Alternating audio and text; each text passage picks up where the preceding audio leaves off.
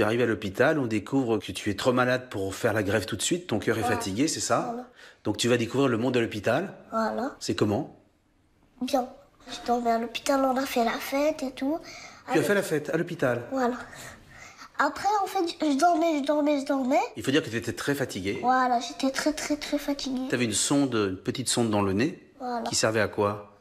Il servait à manger. Ça servait à manger. Ça part par jusqu'à l'estomac et ça me nourrissait. Et qui te mettait la sonde? Au premier jour, c'était les infirmières. Et comme je suis venue, c'est maman maintenant. Ça fait mal? Non.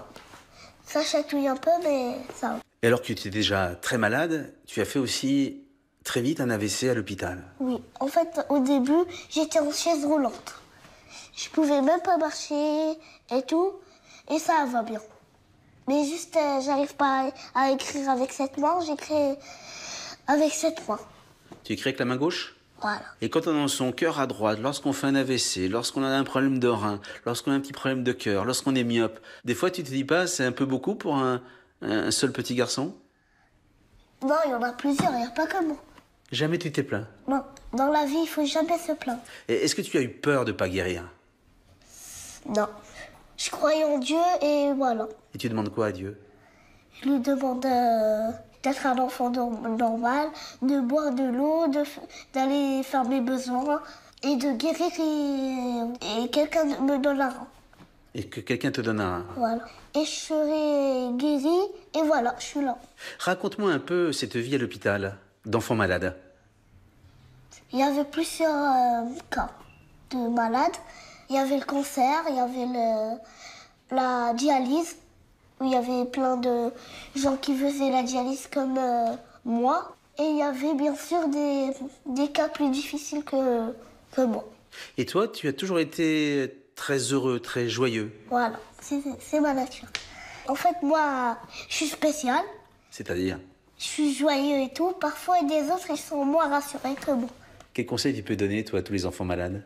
Le conseil d'être solidaire, comme moi et mes parents. Mais parfois, vous pouvez pleurer parce que ça fait du bien, parfois, de pleurer. Parce que je comprends tous les trucs. Tu sais que ça peut être grave. Tu sais que ça peut mal se terminer. Je sais, bien sûr.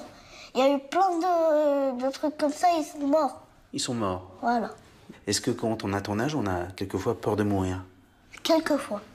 En fait, ma maladie, elle a une solution. Mais presque peut-être dans les autres, il n'y a pas de solution. Et on peut mourir comme il n'y a pas de solution. Tu as senti que tes parents étaient inquiets? Oui, bien sûr. Qu'est-ce que tu leur disais? Je leur disais, c'est pas grave, maman, c'est pas grave. Après, elle me disait, si, c'est grave, si, c'est grave. Moi, je lui disais, c'est pas grave, moi, je vais guérir un jour. Et elle me disait, d'accord, je vais arrêter de pleurer. Et c'est moi qui l'ai raisonné. C'est toi qui les raisonnais? Voilà. Normalement, c'est les parents qui raisonnent les enfants. Voilà. Moi, c'est l'inverse.